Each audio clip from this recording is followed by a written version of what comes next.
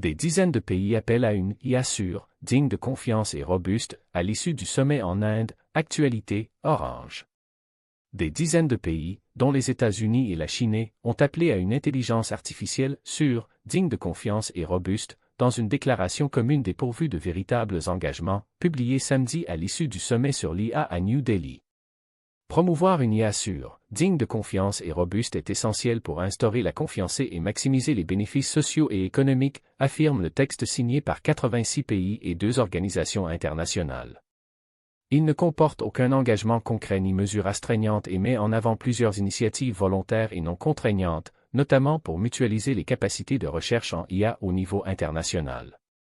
Nous pensons que le potentiel de l'IA ne se réalise pleinement que lorsque ses bénéfices sont partagés par l'ensemble de l'humanité, affirme la déclaration publiée à l'issue de ce sommet de 5 jours. Elle était attendue vendredi, mais sa publication avait été repoussée à samedi afin d'avoir plus de 80 signataires, avait indiqué Ashwini Vaishnaw, le ministre indien des Technologies de l'Information. Le fait que cette déclaration ait obtenu un soutien aussi large en particulier de la part des États-Unis, qui s'étaient abstenus à Paris montre clairement quelles orientations elle défend, celles qui sont approuvées par l'industrie de l'IA, et non celles qui protègent réellement le public, a déclaré à l'AFP Amba Kak, codirectrice de l'Institut américain AI Now.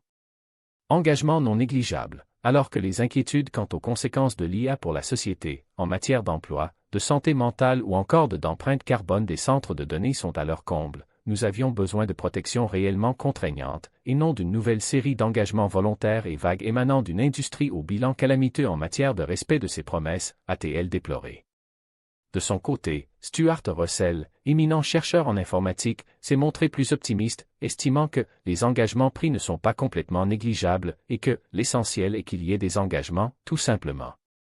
J'espère que tous les pays pourront s'appuyer sur ces accords, pour élaborer des textes de loi contraignants visant à protéger leur population, afin que le développement et le déploiement de l'IA puissent se poursuivre sans faire peser de risques inacceptables, a-t-il poursuivi. La déclaration ne contient aucun garde-fou pour prévenir les dangers que peut représenter cette technologie tels que le déclenchement de pandémies, la propagation de la désinformation, des problèmes de sécurité nationale ou le chômage de masse et aborde ces thèmes avec prudence.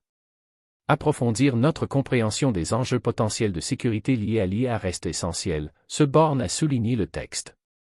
Sur la question de l'emploi, il insiste sur les initiatives de reconversion afin de soutenir les travailleurs dans leur préparation à une future économie portée par l'IA.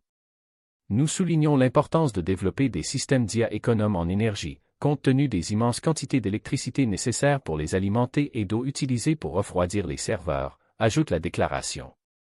Rendez-vous à Genève. Les 3 précédents sommets sur l'intelligence artificielle avaient abouti à un texte vague.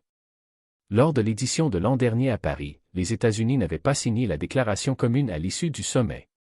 Le Premier ministre indien Narendra, le président français Emmanuel Macron, le secrétaire général des Nations Unies, Antonio Guterres et les plus grands patrons de la tech, dont Sam Altman, d'OpenAI, sont intervenus lors du sommet qui s'est ouvert jeudi.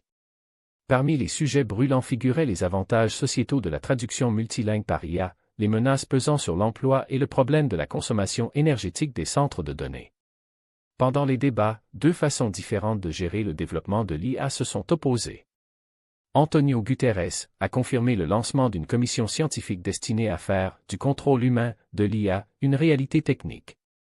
De leur côté, les États-Unis ont totalement rejeté vendredi toute gouvernance mondiale de l'intelligence artificielle par la voix de Michael Cratio, conseiller de la Maison-Blanche aux sciences et technologies. Le patron d'OpenAI, Sam Altman, avait, lui, appelé à un besoin urgent de régulation.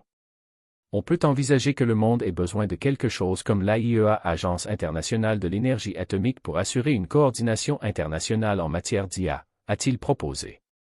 Le sommet pour l'action sur l'IA à New Delhi était le plus important sommet à ce jour, avec des dizaines de milliers de participants et visiteurs, et le premier à se tenir dans un pays en développement.